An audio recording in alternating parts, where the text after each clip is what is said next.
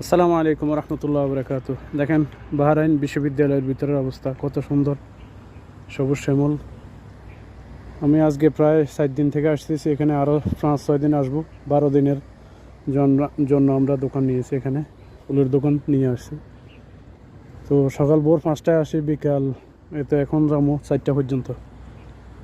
খুব সুন্দর এরিয়া, ভিতরে আরও সুন্দর আছে। আমি এখন গাড়ির কাছে আছি, সামান টামান ফুল বিক্রি প্রায় শেষ।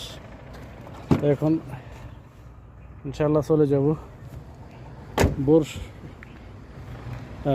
5টায় আসছিলাম, তো এখন এই মাত্র দেখছেন কত সবুজ শ্যামল ভিতরে, আলহামদুলিল্লাহ।